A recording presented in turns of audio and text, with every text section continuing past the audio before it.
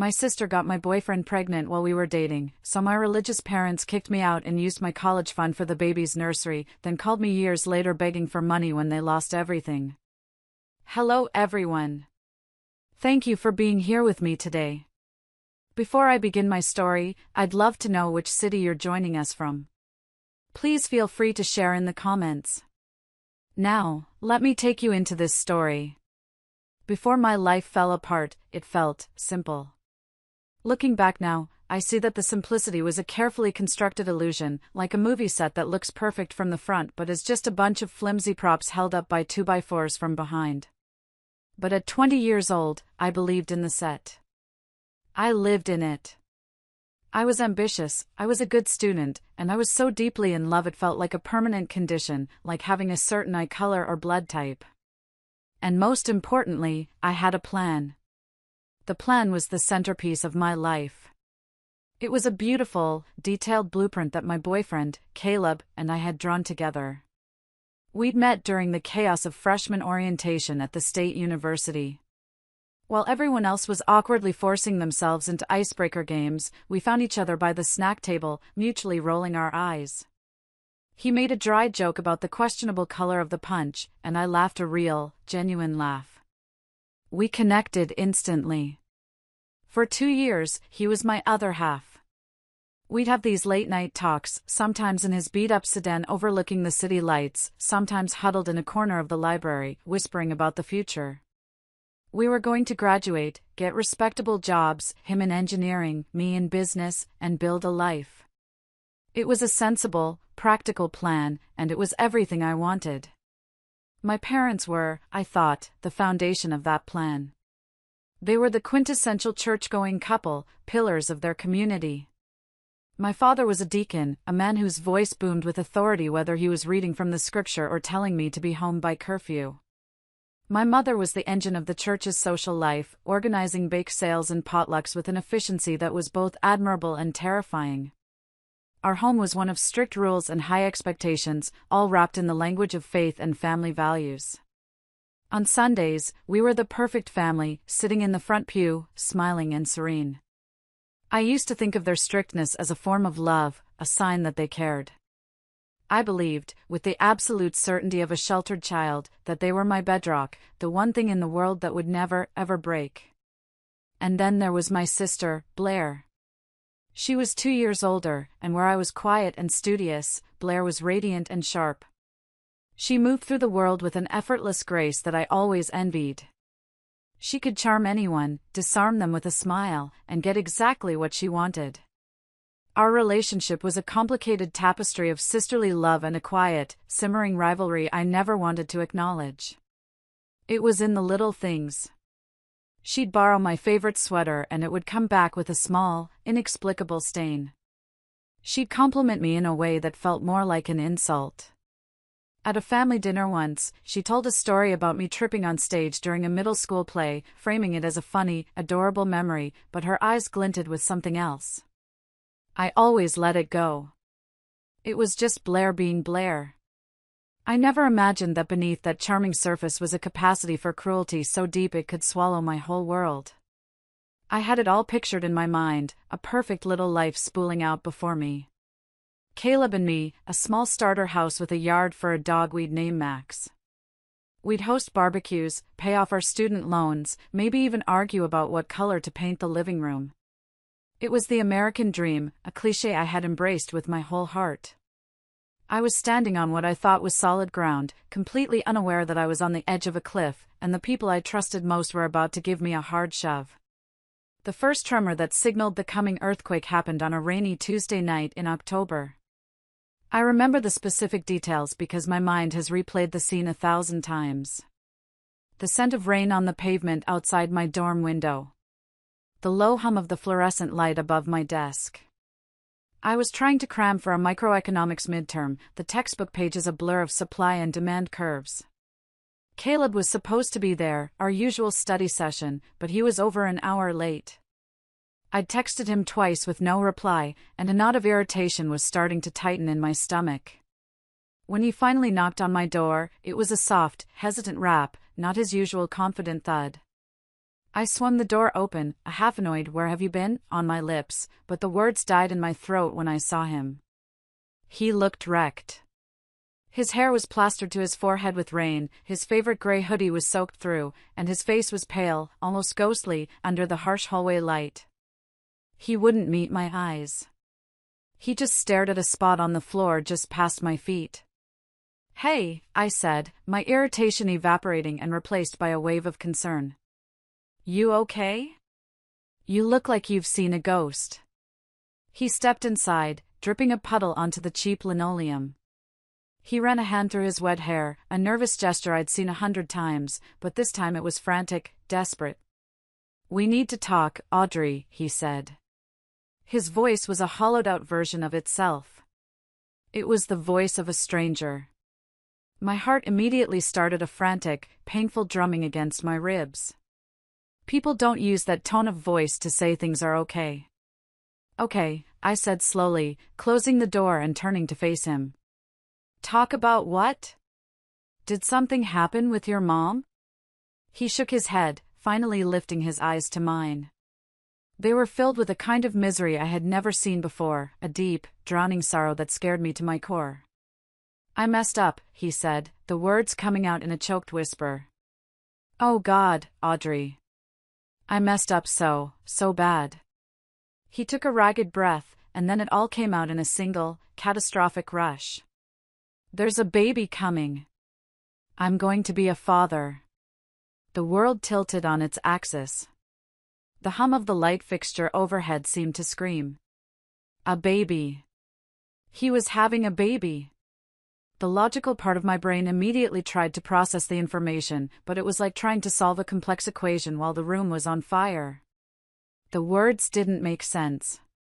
They didn't fit into our plan, our blueprint. "What?" The word was a faint puff of air. I felt my knees go weak, and I gripped the edge of my desk to steady myself. "What are you talking about? A baby? Are you joking? Who?" He collapsed onto the edge of my bed, the springs groaning in protest, and dropped his head into his hands. His shoulders shook with silent sobs. The silence that followed was deafening. My mind, in a desperate attempt to protect itself, started offering up rationalizations. A one-night stand from before we were serious? A drunken mistake he barely remembered? Every possibility was a new kind of agony. I moved on autopilot, my body feeling disconnected from my brain. I walked over and sat beside him, leaving a careful foot of space between us. I couldn't bring myself to touch him. "Caleb," I said, my voice surprisingly steady. "You have to tell me who it is." "It's complicated," he mumbled into his hands. "It'll just make it worse." For hours that night, we talked. Or rather, he confessed in broken pieces, and I listened, my heart slowly shattering.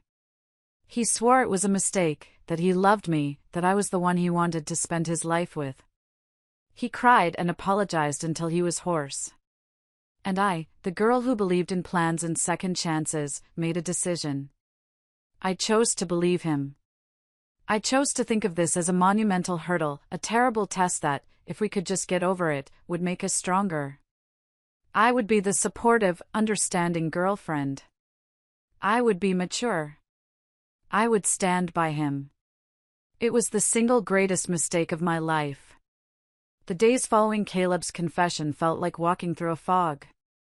I was functioning on the outside, going to class, smiling at acquaintances, making notes and lectures, but inside, I was numb. A cold dread had taken up permanent residence in my stomach. I was playing a part, the role of the compassionate girlfriend, but the script felt alien in my mouth. Every time I said, "We'll get through this," it tasted like a lie. The biggest lie, of course, was the one Caleb was still telling. The identity of the mother remained a mystery. He was fiercely protective of this secret, shutting down every time I tried to gently probe. "It's too complicated, Audrey," he'd say, his face a mask of pain. "Telling you her name it'll destroy everything." His secrecy was a splinter under my skin, a constant, irritating source of pain. I told myself he was trying to protect me, but a small, persistent voice in the back of my mind whispered that he was protecting someone else. The clues started to surface, small and seemingly insignificant at first. I noticed a new tension whenever my sister, Blair, was mentioned. I'd be on the phone with Caleb and say, "Oh, Blair just texted me," and there would be a sudden, sharp silence on his end. He would abruptly change the subject. At a family dinner a week later, I saw them across the room. They weren't speaking, but they were intensely aware of each other, a weird, crackling energy passing between them that made the hairs on my arms stand up. Blair, too, was acting strange. She, who was normally so in my business, suddenly became distant. She stopped calling to gossip. She was always too busy to hang out. I chalked it up to the stress of her senior year, but the unease lingered. The breaking point, the moment the fog began to clear and reveal the horrifying landscape beneath, came on a Saturday afternoon. Caleb had left his jacket at my dorm. As I was about to hang it up, a small, folded piece of paper fell out of the pocket. It was a receipt. My hands were shaking as I unfolded it. It was from a private women's health clinic across town, dated 2 weeks prior. My eyes scanned the details, and then they landed on the doctor's name, Dr. Miller. My blood turned to ice. Dr. Miller was our family gynecologist. My mother had started taking Blair and me to her when we were 16. There was no reason for Caleb to be at that clinic unless he was with someone. And there was only one person he would be with at that doctor. I didn't call. I didn't text. I drove straight to his off-campus apartment, the receipt clutched in my fist. He was there, watching a basketball game, trying to pretend life was normal. I walked in, turned off the TV, and stood in front of him, unfolding the paper. "I found this," I said, my voice dangerously quiet. "Don't you dare lie to me again, Caleb. I know you were at Dr. Miller's clinic. Just tell me the truth. Who is she?" He looked at the receipt, and his face, which was already pale, turned the color of ash. All the fight went out of him. He stared at that little piece of paper as if it were his death sentence. "Audrey, please," he whispered, his voice begging. "No," I cut him off, the word sharp as a whip crack. "No more lies. No more secrets. Who is she?" He squeezed his eyes shut. He couldn't say the name. He couldn't even look at me. The silence was his confession. The horrible, unthinkable puzzle pieces clicked into place in my mind, forming a picture of pure devastation. My voice dropped so low it was barely audible. "It's Blair, isn't it?" He didn't speak. He just gave a small, jerky nod, a tiny movement that detonated my entire world. The sound that escaped my lips was not human. It was a raw, wounded noise. My boyfriend. My sister. It wasn't just a betrayal, it was an act of profound, intimate violence.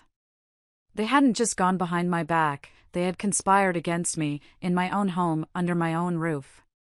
Every family dinner, every holiday, every shared look, it was all tainted. The nausea I'd been suppressing rose up, hot and acidic, and I had to physically stumble back and brace myself against a wall, gasping for air. In that moment, the pain was so absolute, so all-consuming, I honestly thought it might kill me. Leaving Caleb's apartment was like wading through deep water. Every step was heavy, labored. I don't remember the drive back to campus. It's a black hole in my memory. My next clear thought was of me sitting on the edge of my dorm bed, the room dark, the city lights outside blurring into meaningless streaks of color. I didn't cry. The shock was too profound, a thick layer of ice encasing my heart. The next morning, I woke up with a terrifying clarity. The shock had burned away, leaving behind a cold, hard rage. I needed to see her. I needed to stand in front of my sister and watch her face as she admitted what she'd done. I found her in the university library, a place she usually avoided like the plague. She was in a secluded corral on the third floor, surrounded by books she wasn't reading, scrolling through her phone. She looked up as I approached, and for a split second, I saw pure panic in her eyes before she smoothed it over with a practiced, casual smile. "Audrey." "Hey," she said, tucking a strand of blonde hair behind her ear. "Didn't expect to see you here. Slumming it with the nerds?" I didn't respond to the bait. I just stood there, my arms crossed, letting the silence stretch. I watched as her smile faltered, as the confidence in her eyes wavered. "I know, Blair," I said finally, my voice flat and empty of all emotion. She tried to play dumb, a tactic that was both insulting and infuriating. "No, what? That Professor Albright's lecture is a total snooze fest?" "Because, guilty." A hot flash of anger crawled up my neck. "Stop it," I hissed, my voice low enough not to attract attention but sharp enough to make her flinch. "Just stop. I know about you and Caleb. I know you're pregnant." The act fell away completely. Her face hardened into a familiar, stubborn mask. She slammed her textbook shut, the sound echoing in the quiet library. She leaned back in her chair, a gesture of pure defiance. There was no shame, no guilt. Just annoyance, as if I were a buzzing fly she wanted to swat away. "Okay," she said with a shrug. "So you know." I stared at her, my mind reeling from the sheer audacity. I waited. Surely there would be more. An apology. An explanation. A tear. Something. Anything to show that she understood the magnitude of what she had done. Nothing. "Is that it?" My voice trembled with a mixture of rage and disbelief. "So you know? That's all you have to say? You slept with my boyfriend, Blair, for God knows how long, you got pregnant, you lied to my face every single day, and that's all I get?" She let out an exasperated sigh, actually rolled her eyes at me. "Audrey, don't be so dramatic. It happened. It was a mistake, obviously. But we can't change it now. We have to be adults about this and figure out how to move on." "Move on?" The words felt like poison on my tongue. "You have set my entire life on fire, and you're telling me to move on?" "God, you always make everything about you," she said, her voice dripping with disdain. "This isn't just about your feelings anymore. There is a baby coming. A real, live human being. That's a little more important than your broken heart right now, don't you think?" Her cruelty was a physical force, knocking the last bit of air from my lungs. She wasn't just unapologetic, she was contemptuous. She saw my pain as a childish overreaction, an inconvenience to her new reality. In that cold, sterile library, I looked at the face of the girl I had grown up with, the sister I had loved and defended, and I saw a complete stranger. A person so profoundly selfish that she was incapable of empathy. The bond we had shared, fragile as it was, shattered into a million irreparable pieces. That weekend, I drove home with a sense of grim determination. I was walking into the lion's den, but I had to believe that my parents, my supposedly righteous, God-fearing parents, would be my protectors. I clung to the hope that their love for me would outweigh their instinct to smooth things over. It was a foolish, desperate hope, and it was about to be extinguished. I gathered them in the formal living room, the one with the pristine white couches that no one was ever really allowed to sit on. The air was already thick with an unspoken tension. They knew something was wrong. I took a deep, shaky breath and I told them everything. I laid out the whole ugly story, every last sordid detail. I told them about Caleb's confession, about finding the receipt, about Blair's chilling, remorseless response in the library. My voice cracked as I spoke, the words catching in my throat. When I finished, I felt raw and exposed, waiting for their embrace, their anger on my behalf. Instead, I was met with a profound and unnerving silence. My mother stared intently at her perfectly manicured hands, which were folded in her lap. My father's gaze was fixed on a painting of a serene landscape hanging on the wall. They didn't look at me. They didn't look at each other. They weren't shocked. They weren't horrified. It was something far worse, they were calculating. Finally, my mother looked up, her face arranged in an expression of pained piety. "Well, Audrey," she said, her voice as smooth and cool as glass. "This is certainly a difficult situation. But we must remember that everything happens for a reason. This is all part of God's plan." I couldn't believe what I was hearing. God's plan? I choked out. Blair destroying my life is God's plan? "It is a test of our faith," she went on, her voice taking on the placid tone she used when discussing church business. "A trial for this family to endure together. The Bible teaches us about forgiveness, Audrey. About love. This is a time for grace, not for anger." My father finally turned his gaze from the wall, and it was cold and hard. "Your mother is right," he said, his voice leaving no room for argument. "Blair has made a grievous error. But she is your sister, and she is carrying your nephew. Your responsibility now is to support them both." I felt the room start to spin. They had already made their decision. They had heard my story of betrayal and pain, and they had processed it, filed it away under inconvenience, and moved on to the real issue, managing the fallout. My feelings were irrelevant. The betrayal was irrelevant. All that mattered was the baby, and maintaining the facade of a perfect, Christian family. Support them? My voice was rising, bordering on hysterical. "You want me to support the two people who betrayed me in the most disgusting way possible?" "Dad," she showed no remorse. "She told me to get over it." "You are the older sister, Audrey," my mother said, her voice now laced with disappointment, as if I were the one who had failed. "You need to set an example of Christian charity.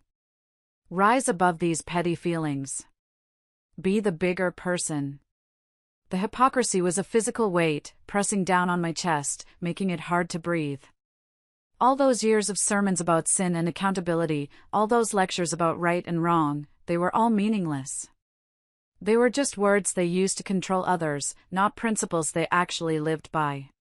They had already chosen their side. They had chosen Blair. I was just a problem to be solved, a loose thread in their perfect family tapestry that needed to be tucked back into place, no matter how much it hurt.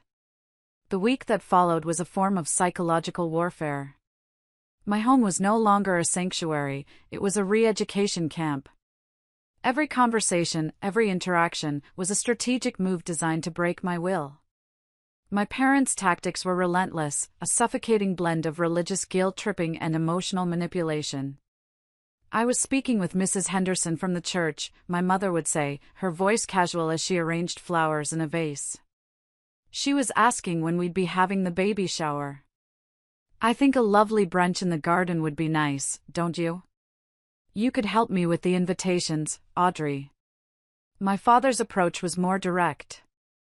"I saw Caleb yesterday," he'd announce at the dinner table. "The boy looks like he's carrying the weight of the world on his shoulders. He needs to know he has our support. A man needs the support of his family when he's about to become a father." He would say this while looking directly at me, his meaning clear. I was failing in my duty. They were trying to normalize the unthinkable, to weave this betrayal into the fabric of our everyday lives as if it were just another minor event. They wanted me to go with Blair to her prenatal appointments, to help Caleb assemble a crib, to smile and act as if my heart wasn't a gaping, bleeding wound.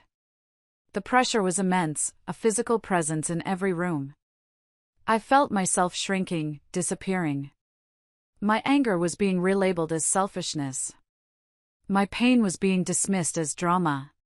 They were systematically erasing my reality and replacing it with their own convenient fiction. The final confrontation happened on a Sunday, after church. The sermon had been about sacrifice. My parents were energized by it, filled with a renewed sense of righteous purpose.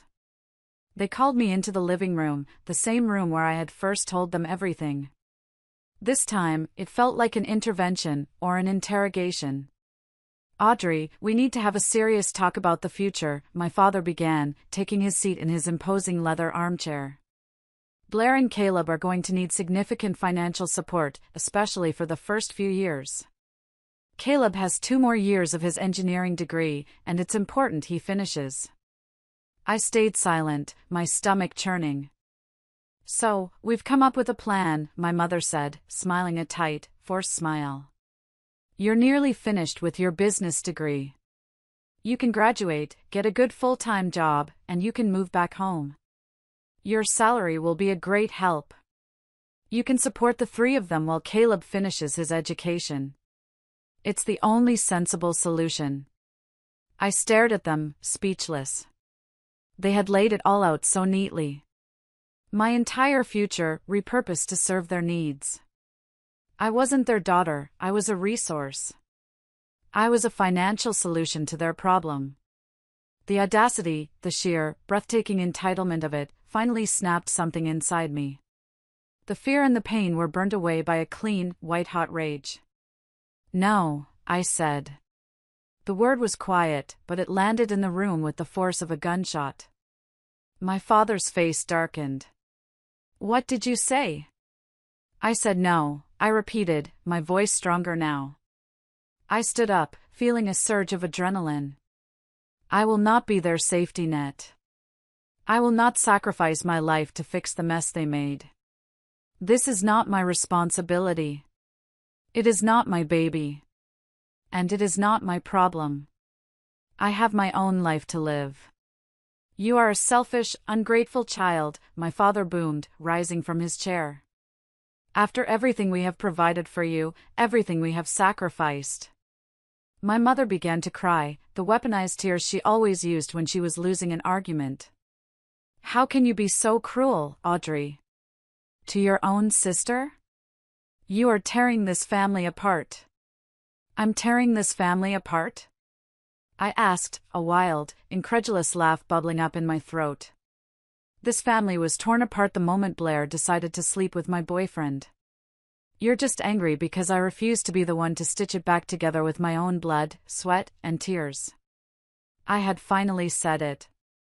I had chosen myself. I saw the shock and fury in their eyes, and for the first time in my life, I wasn't afraid of it. I had made my stand. I had no idea it would cost me everything. My refusal to comply with their sensible solution changed everything. The manipulative gentleness vanished, replaced by an icy, punishing silence. I became a ghost in my own home. My parents spoke to me only when necessary, in clipped, formal tones. Blair and I didn't speak at all. The house, once a place of warmth, became a cold, hostile territory. The end came about a week later. It wasn't a shouting match. It was quiet, methodical, and far more brutal. My father summoned me to his study, the room where he balanced the checkbook and made all the important family decisions. The air was heavy with the smell of old books and his authority. He was sitting behind his large mahogany desk, not looking at me.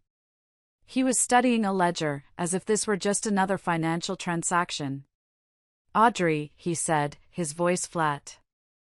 Your mother and I have come to a decision. We cannot have this spirit of rebellion and negativity in our home. It's not a healthy environment to bring a baby into. My mother was standing by the window, staring out at her perfectly manicured rose garden. Her posture was ramrod straight. If you are not willing to be a supportive member of this family, she said, her voice a monotone, then you cannot be a part of it. We are asking you to leave. The words hung in the air, cold and sharp. I felt a strange sense of unreality, as if I were watching a scene in a movie.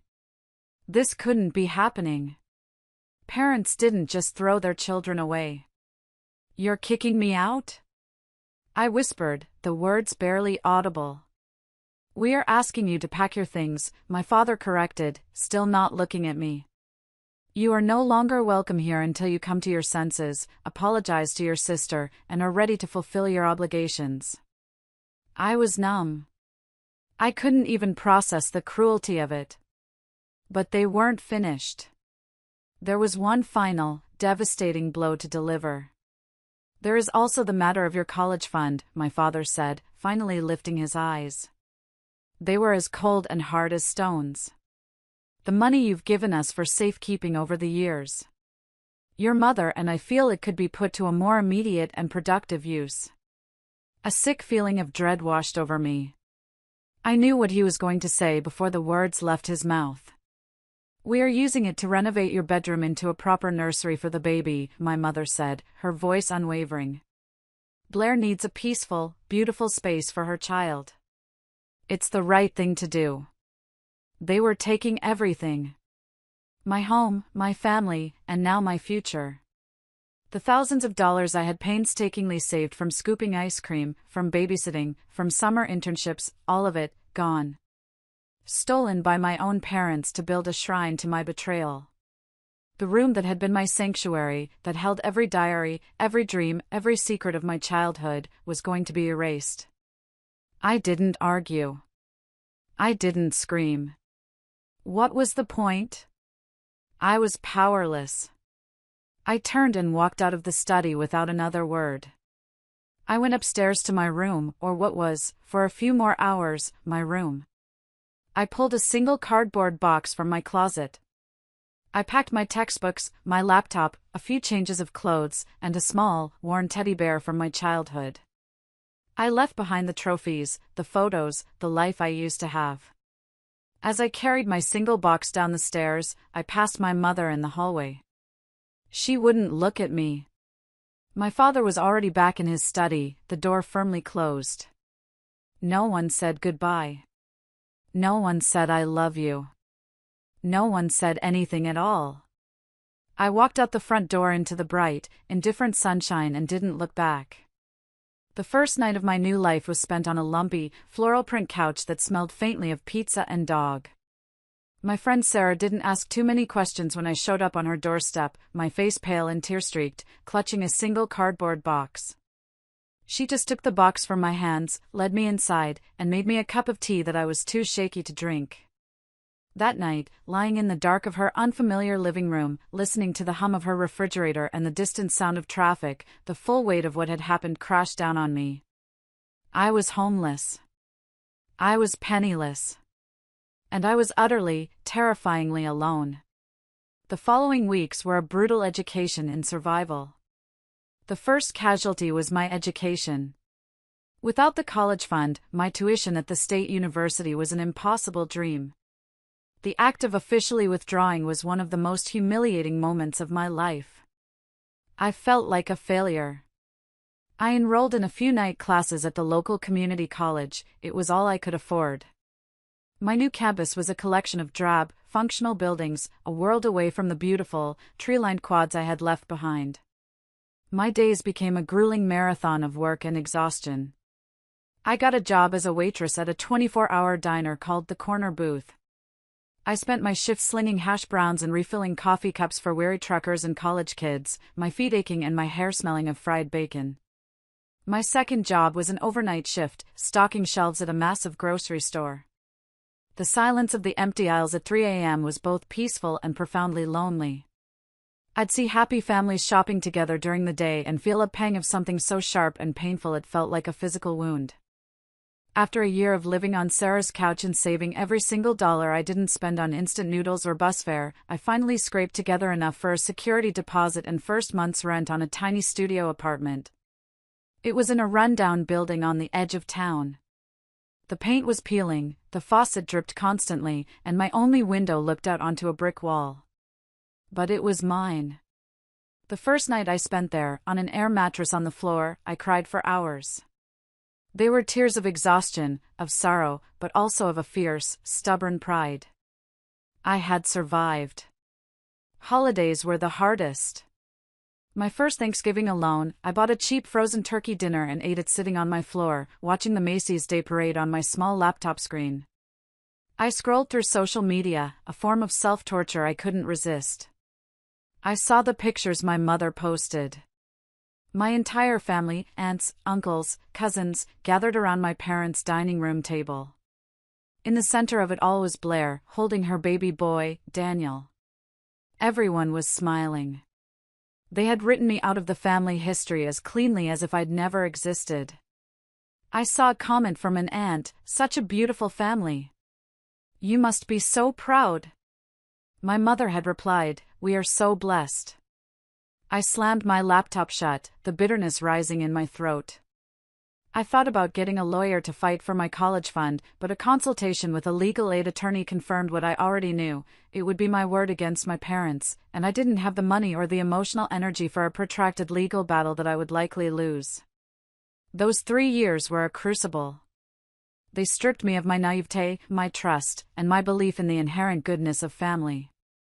But they also forged something new in me, a core of resilience I never knew I possessed. I learned to depend on no one but myself. I learned the value of a dollar and the deep, quiet satisfaction of earning it. I was building a life, not the one from my old blueprint, but one that was entirely my own, built on a foundation of my own making. 3 years after I was cast out, on a quiet Tuesday evening, my life had finally found a rhythm. I had finished my associate's degree and transferred to a less expensive 4-year college in the city. I had a better job, working as an administrative assistant at a small accounting firm. It wasn't glamorous, but it paid the bills and it had regular hours. I was making dinner in my small but clean apartment, the one that looked out on a park instead of a brick wall. I was listening to music, chopping vegetables, feeling a sense of peace that had been foreign to me for so long. That's when my phone rang. The number was from my old hometown, but I didn't recognize it. My heart gave a little jolt. For 3 years, there had been nothing but silence. I let it ring, my hand hovering over the screen, debating. A part of me screamed to ignore it, to let the past stay dead. But another part, a stubborn, curious part, needed to know. I took a breath, wiped my hands on my jeans, and answered. "Hello?" There was a hesitant pause, and then a voice, thin and fragile like old lace, whispered my name. "Audrey?" It was my mother. The sound of her voice was so alien, so stripped of its usual authority, that for a moment I didn't recognize it. She sounded like an old woman. She said my name not as a statement, but as a question, a desperate plea. I said nothing. I just stood there in my little kitchen, the knife still in my hand, and listened to the sound of her ragged breathing. The silence was a weapon, and for the first time in my life, I was the one wielding it. The quiet seemed to break her. The words came pouring out, a torrent of despair. "It's all gone, Audrey. It's all gone." She was sobbing now, messy, gasping sobs. "The house, the bank is taking the house. Your father, he invested everything. Our savings, his retirement, all of it.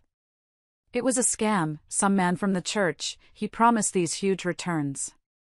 She explained, in a rambling, disjointed narrative, how my father's pride had been their downfall.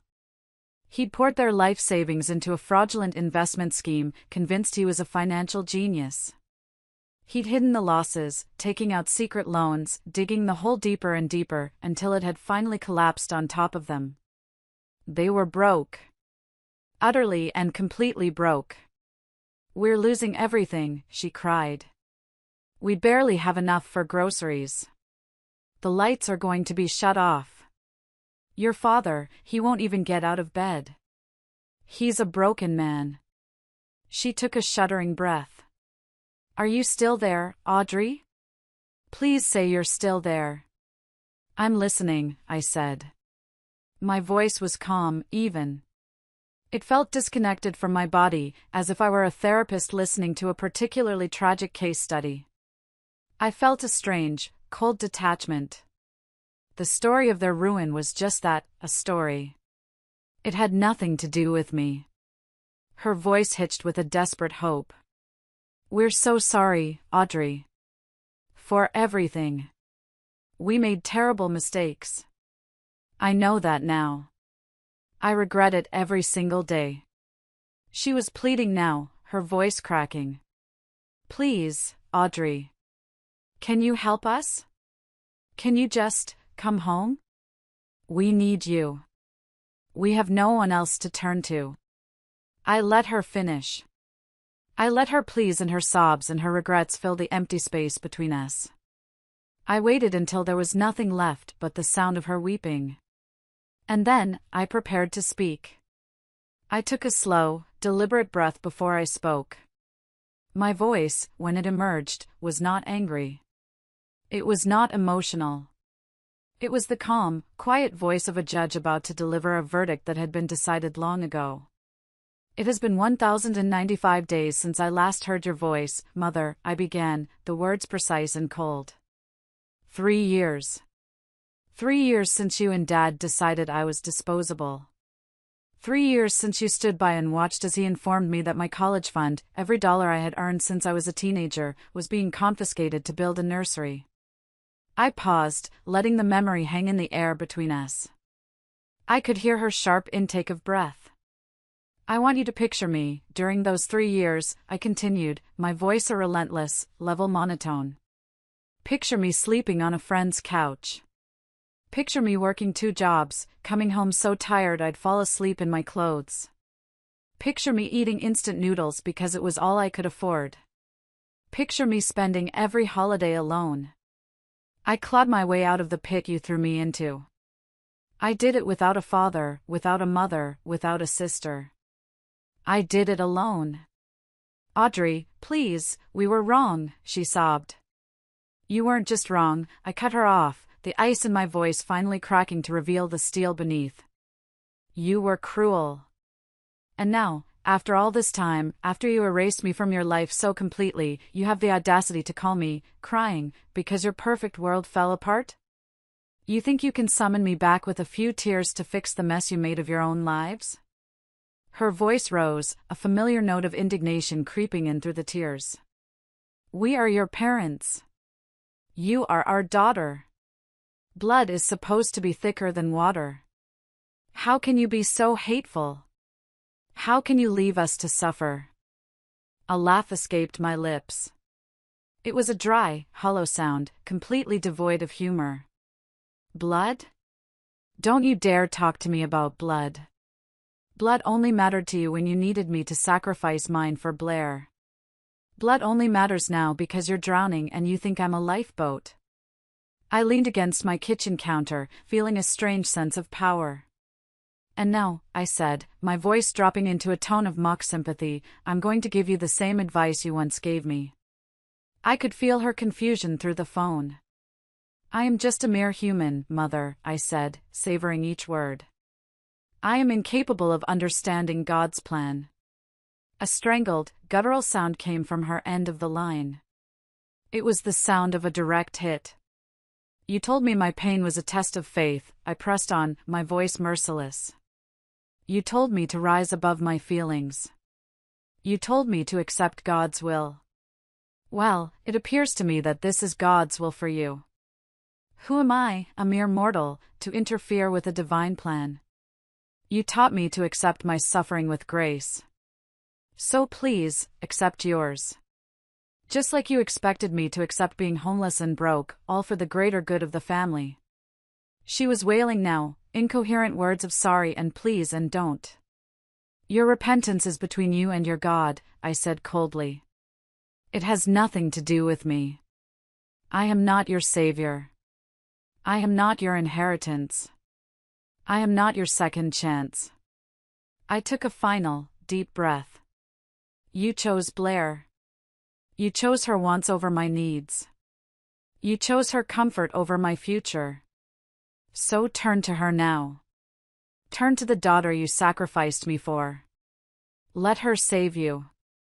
Don't hang up, please, Audrey, don't. I hope you find peace in your faith, I said, the words of final, devastating verdict. The same faith you used as a weapon to destroy me. And then, I pressed the red icon on my screen. I ended the call. I stood there for a long time, my hand resting on the cool surface of the phone. I expected to feel a storm of emotions, rage, grief, triumph, guilt. But there was nothing. Just a vast, quiet, empty stillness. The war was finally over. And I was the one left standing. If you're still listening, could you do me a huge favor and like this video, and comment the number 1 down below? It lets me know you've given me a like, and it tells me you're right here with me on this journey. Your support is a huge encouragement and means the world to me. So please, comment with the number 1, and let's get back to the story. I thought, after the call with my mother, that would be the end of it. I had made my position brutally clear. But a few days later, a new number from my old area code flashed on my screen. This time, my sister's name, Blair, popped up. I stared at it, a bitter taste filling my mouth. A part of me, the part that was exhausted and just wanted peace, screamed to block her. But another part, the part that had been silenced for 3 years, wanted to hear what she had to say. I let it ring until the second to last time before I answered. "What do you want, Blair?" I asked. No hello, no preamble. "Audrey?" "Hi." Her voice was soft, hesitant, a tone I had never heard her use before. It was the voice of someone testing thin ice. "Mom told me she called you. She's not doing well." "A predictable outcome when your entire life implodes," I said dryly. She ignored my sarcasm.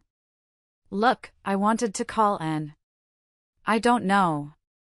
I wanted to say I'm sorry." I was silent. I'd waited 3 years to hear those words, and now that they were here, they felt hollow, meaningless. "I know I messed everything up," she continued, her voice gaining a little momentum. "I was young and stupid and selfish. I never meant for it to get this bad, for Mom and Dad to, for you to be," she trailed off, unable to finish the sentence. "I regret it, Audrey. I really, truly do." Her words were a perfect little script of remorse. But I could hear what was underneath them, fear. She wasn't sorry for what she did to me, she was sorry that her comfortable life, subsidized by our parents, was gone. She was sorry that her safety net had been incinerated and she was looking for a new one. "You're sorry now?"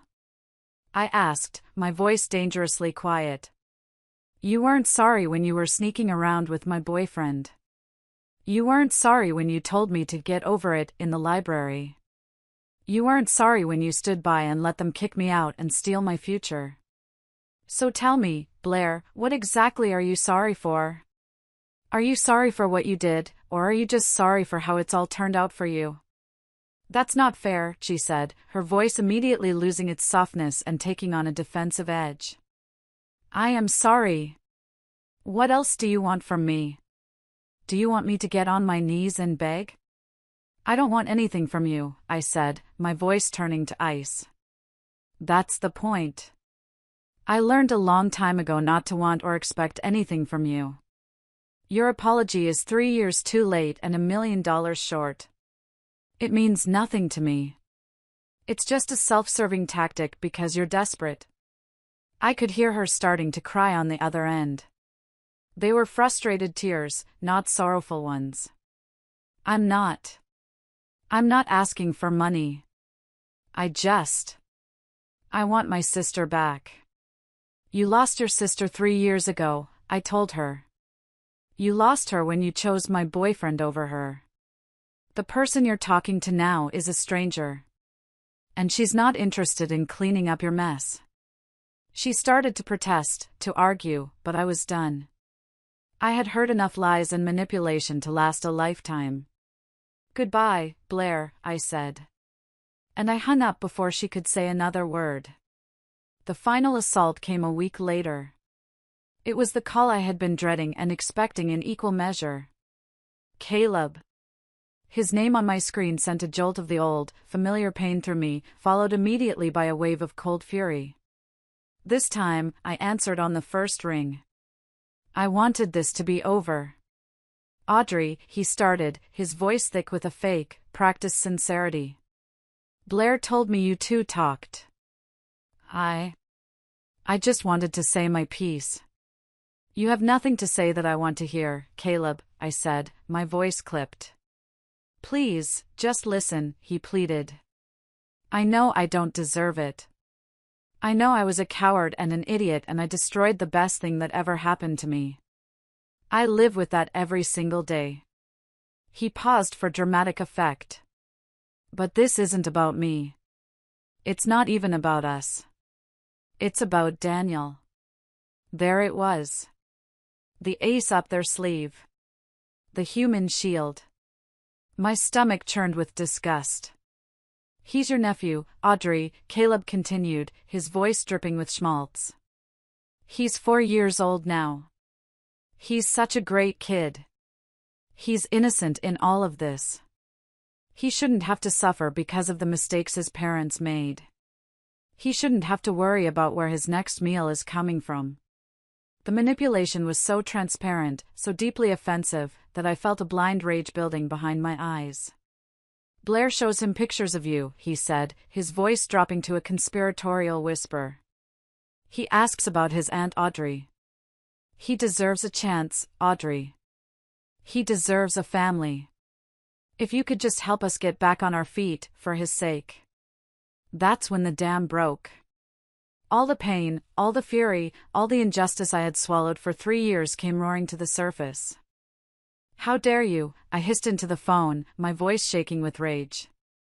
How dare you use that child as a pawn in your pathetic little game? You bring him into this world through deceit and betrayal, you fail to provide for him, and now you want to parade him in front of me to guilt me into fixing your lives? It's not like that, he stammered, clearly shocked by my venom.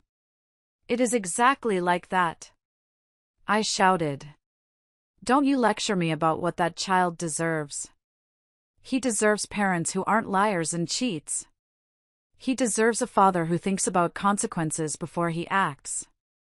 You want to talk about family? You should have thought about family before you slept with my sister. You lost the right to use that word with me forever.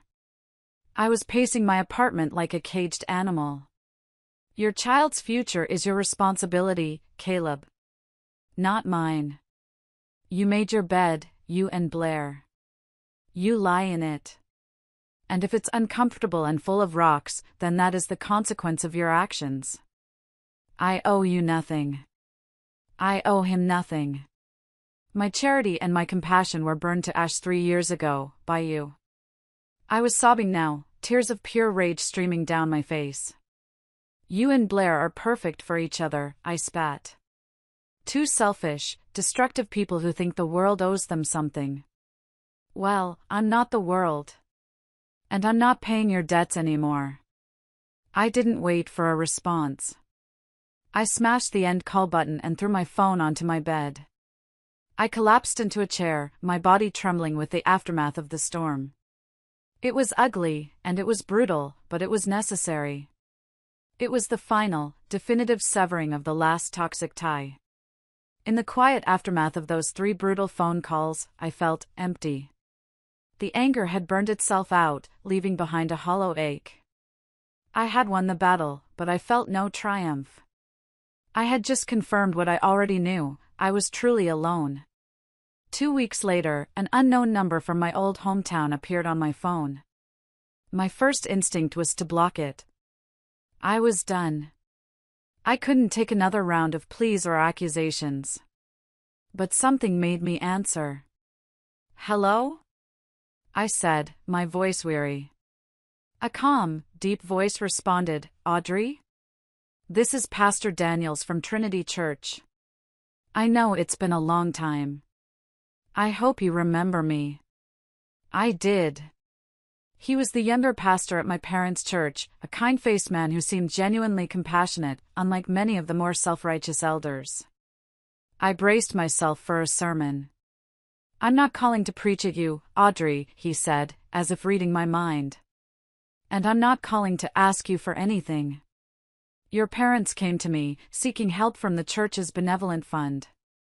They told me their story. But I got the distinct feeling I was only hearing one side of it. I was hoping, if you're willing, that you might tell me yours. His tone was so gentle, so devoid of judgment, that it disarmed me completely. It was the first time anyone from that part of my life had asked for my perspective. So, I told him. I started from the beginning and told him everything. I didn't cry.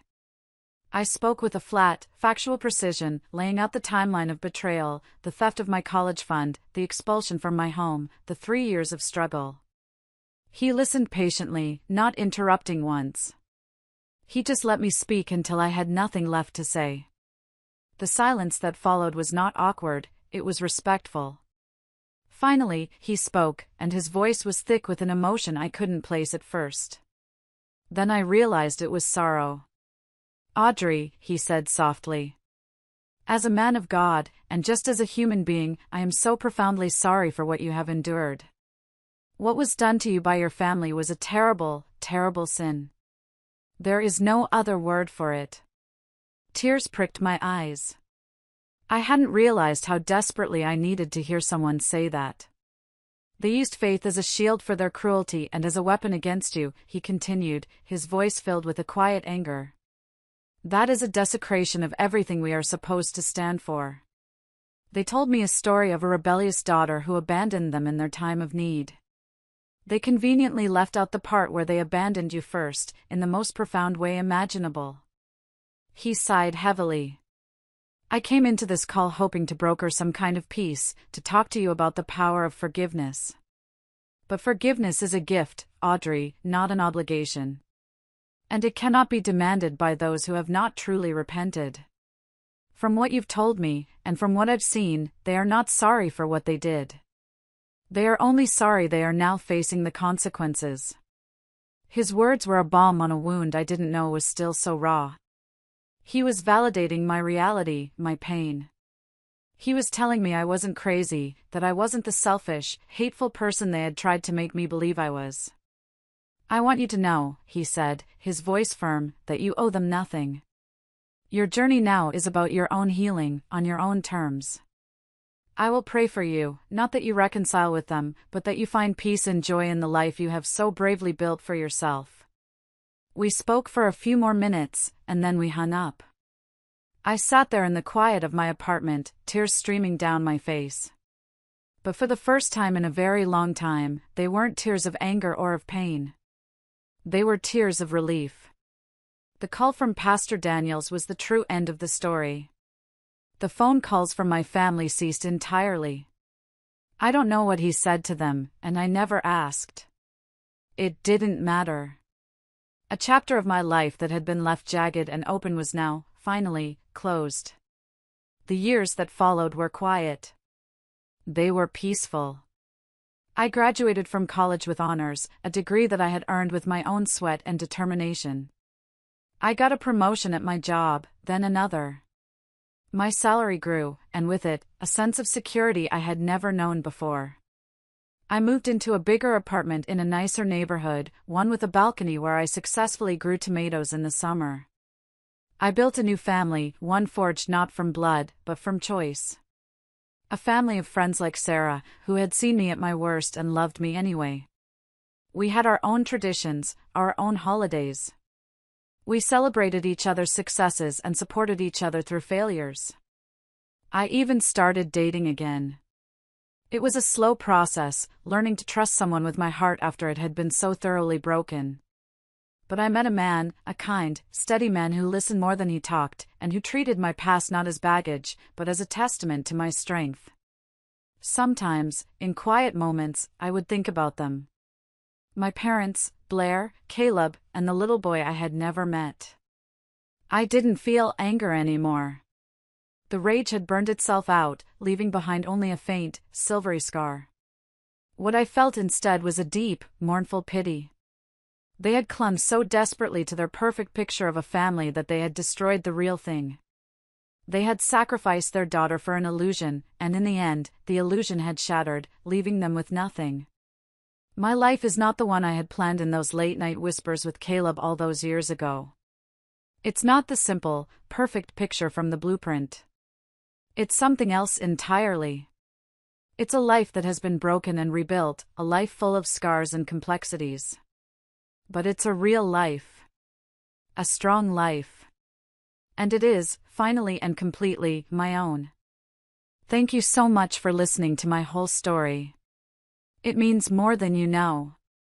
If you've ever felt betrayed or cast out by the people who were supposed to love you most, please share your experience in the comments. We can find strength in knowing we are not alone. And if you found any value in my story, a like and a subscribe would mean the world to me. Thank you.